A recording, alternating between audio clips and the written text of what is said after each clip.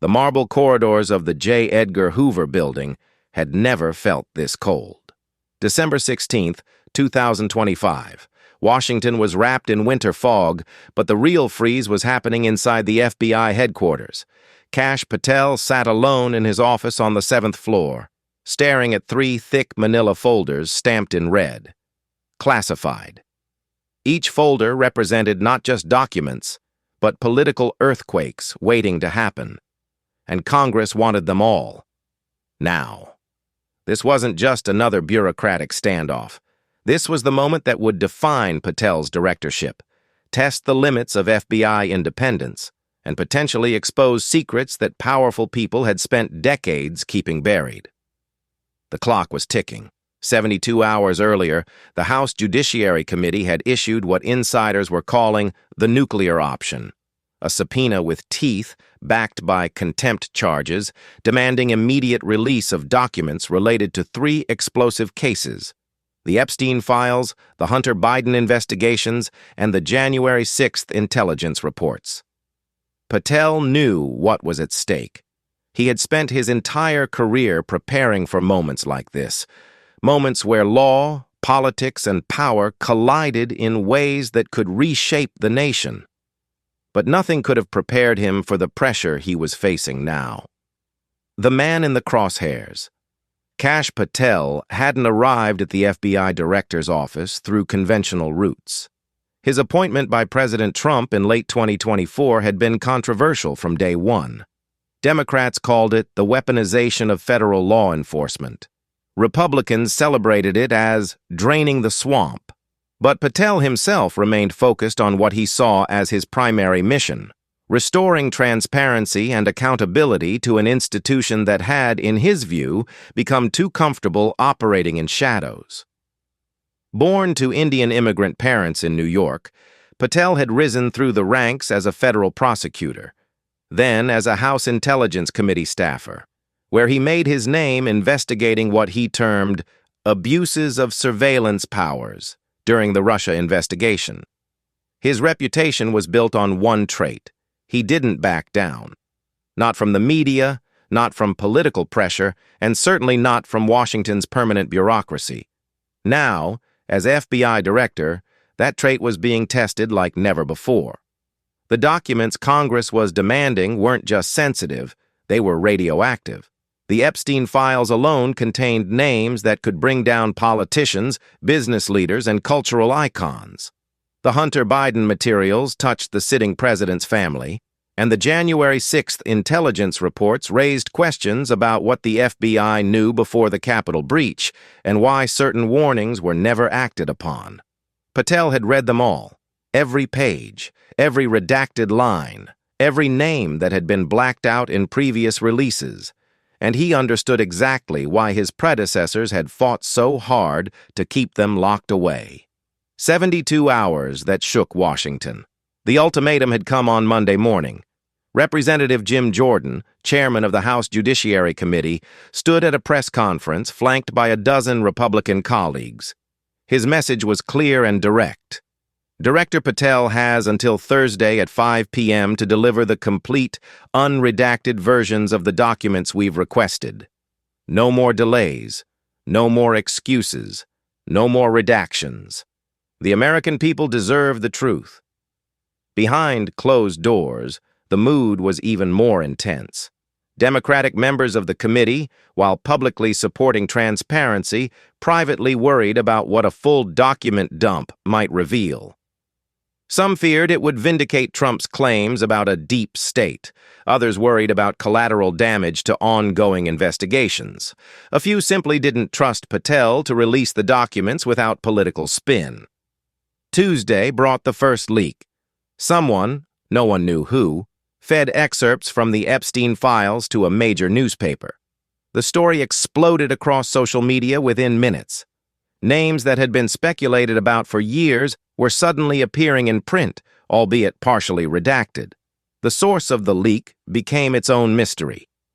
Was it someone inside the FBI trying to force Patel's hand? A congressional staffer with an agenda? Or a calculated move by Patel himself to control the narrative? Patel's response was measured but firm.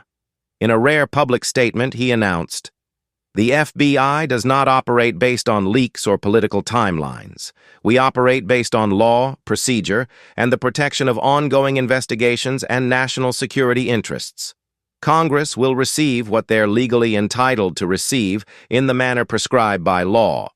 But Congress wasn't interested in legal nuance. They wanted results. The Epstein enigma. Of the three document sets, the Epstein files generated the most public obsession.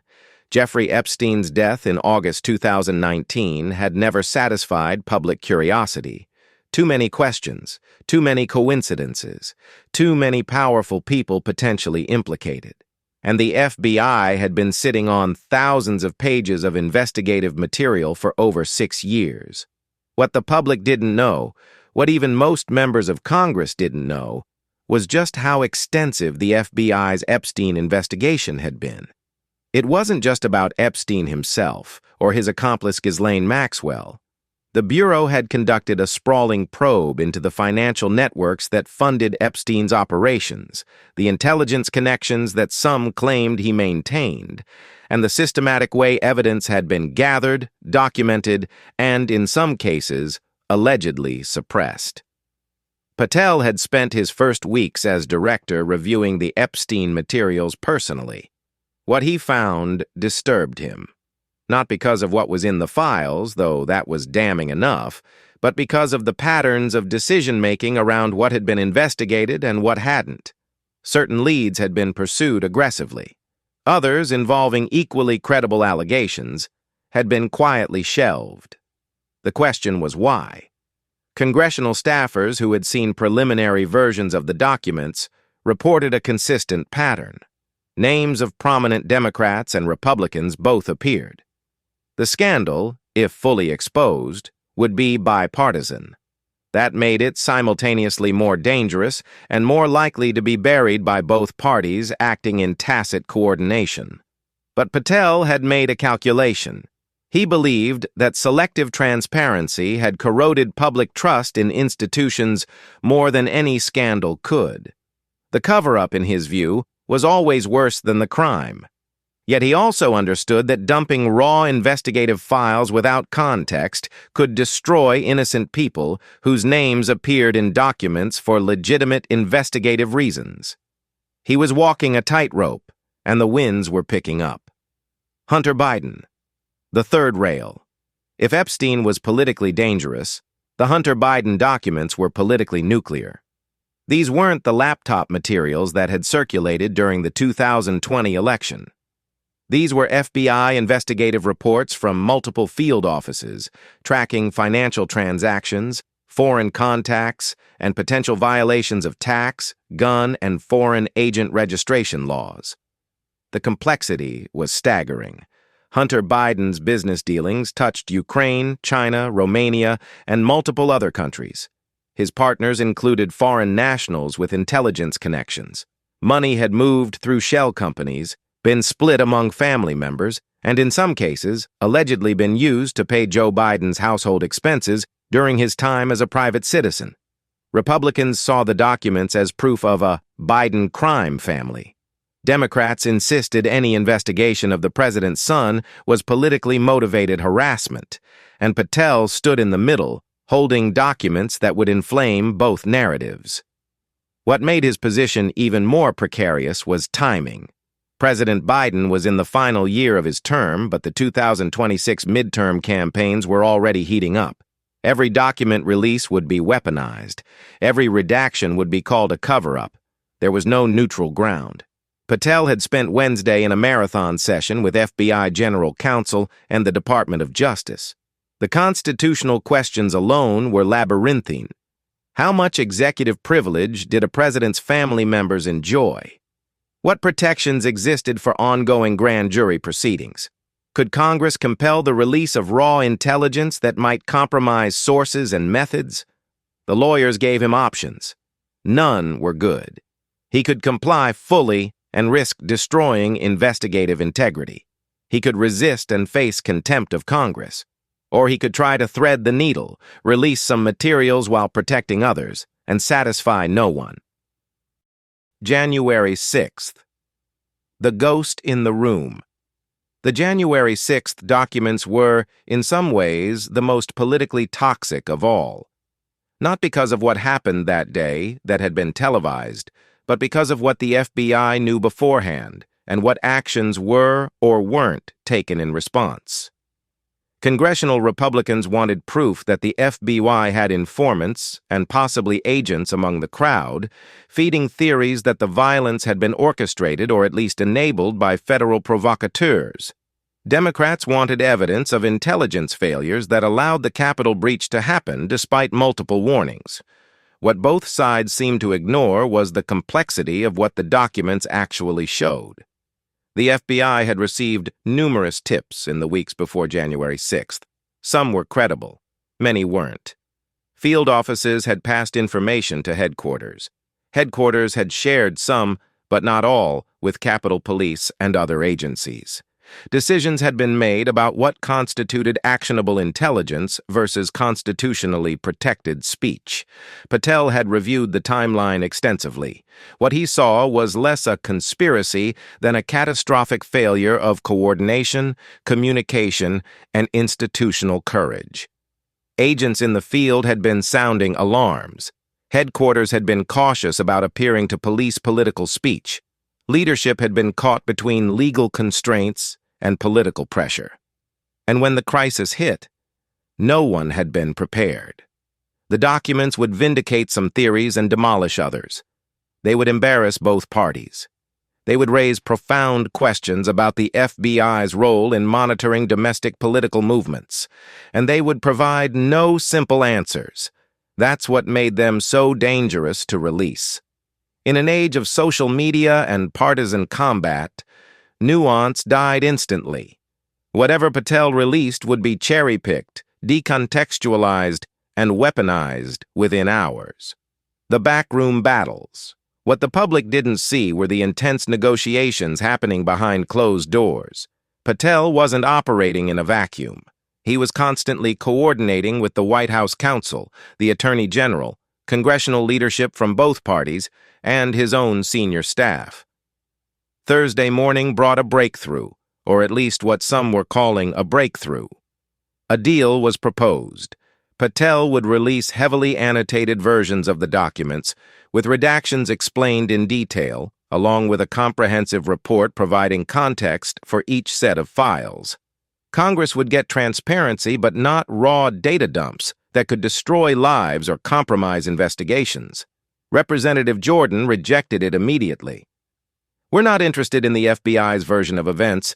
We want the documents themselves." Democrats, surprisingly, were split. Some supported the compromise. Others, smelling blood in the water and sensing an opportunity to damage Trump's FBI appointee, pushed for full release. By Thursday afternoon, Patel made his decision. He would release partial documents immediately, with a commitment to ongoing rolling releases as materials were properly reviewed and redacted according to established legal protocols. It wasn't what Congress wanted. It wasn't what the public demanded, but it was, in his judgment, what the law required and what justice demanded. At 4:47 p.m., 13 minutes before the deadline, Patel's office transmitted the first batch of documents to the House Judiciary Committee. The Epstein files, 847 pages, with names of convicted criminals and confirmed victims unredacted, but with ongoing investigative leads and intelligence source information protected. The Hunter Biden materials, summaries of investigative findings with specific evidence redacted pending resolution of ongoing legal proceedings. The January 6th intelligence. A detailed timeline of what the FBI knew and when, with operational details and informant identities protected. The aftermath. The response was immediate and predictable. Republicans called it a betrayal. Democrats called it insufficient. Civil liberties groups called it a dangerous precedent. And the media descended into a feeding frenzy, with cable news channels running 24-hour coverage analyzing every released page. But something unexpected happened. As journalists and researchers began actually reading the documents rather than just reacting to headlines, a more complex picture emerged. The Epstein files showed a far more extensive investigation than previously known, with evidence that some allegations had been aggressively pursued while others hadn't been.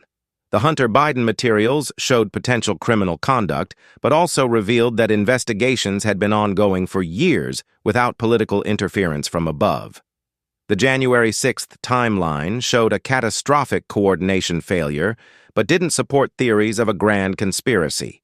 Within 48 hours, 3 major newspapers published editorial boards praising Patel's approach as a model of institutional responsibility in polarized times. 2 senators from opposing parties co-authored an op-ed calling for permanent reforms to how classified materials are shared with Congress.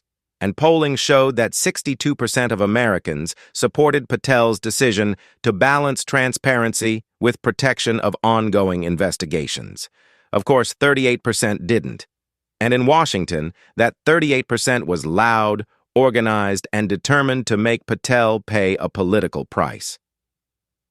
The long game. As December 2025 drew to a close, Kash Patel sat in his office late one evening, looking out over the lights of Washington. The crisis had passed, but he knew it was only the first of many. The documents he'd released had opened new investigations, ended political careers, and sparked calls for systemic reforms. They had also made him enemies on all sides. But Patel had never sought to be liked. He'd sought to be effective.